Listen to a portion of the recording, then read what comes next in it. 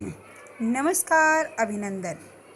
प्यारे बच्चों, आज चौथी कक्षा की अड़हुल पुस्तक का पाठ 11 हम पढ़ेंगे। प्रकृति की प्रत्येक चीज़ हमें कुछ ना कुछ शिक्षा देती है।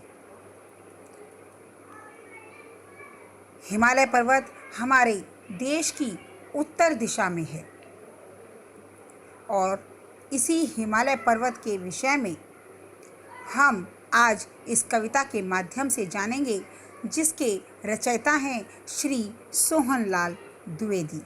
जी हाँ, श्री सोहनलाल द्विवेदी जी ने हिमालय पर्वत के उदाहरण के द्वारा जीवन में अटल, निडर एवं अडिग बनने का संदेश दिया है। तो चलिए पढ़ते हैं इस कविता को और समझते हैं कि हिमालय पर्वत हमें क्या सिखाता है। खड़ा हिमालय बता रहा है, डरो न आंधी पानी में, खड़े रहो तुम अविचल होकर हर संकट तूफानों में। जी हाँ, हिमालय पर्वत एक बहुत विशाल और ऊंचा पर्वत है। अब वह खड़ा है। पर्वत हमें बताता है कि हमें कभी भी आंधी पानी अर्थात कितनी भी तेज आंधी आए, बाढ़ आ जाए, कुछ भी आ जाए, हमें अपनी जगह पर खड़े रहना चाहिए और अविचल होकर, अविचल बिना हिले, कि हमें अडिग रहना चाहिए, अविचल रहना चाहिए। कोई भी संकट चाहे कितना भी बड़ा, जैसे तूफान भी आ जाए, तो भी हमें घबराना नहीं चाहिए। डिगो न अपने पद से तो फिर तुम भी सब कुछ पा सकते हो, तुम भी ऊंचे हो सकते हो, छू सकते हो नभ के तारे।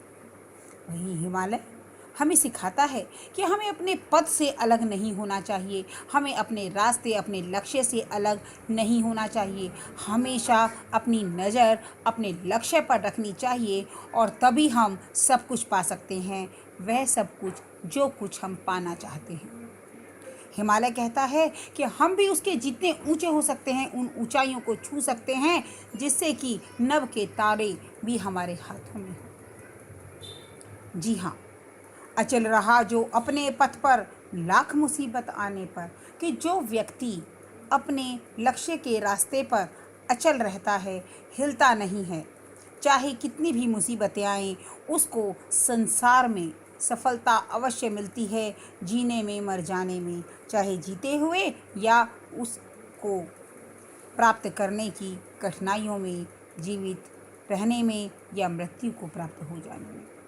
जितनी भी बाधाएं आई, उन सब से है लड़ा हिमालय, कि तूफान, आंधी, बारिश या अन्य कोई भी बाधा जब भी आई है, हिमालय ने सदा उनका सामना किया है और अविचल होकर खड़ा रहा है। इसलिए तो दुनिया भर में हुआ सभी से बड़ा हिमालय, इसीलिए सारी दुनिया में सबसे बड़ा हिमालय को कहा जाता है।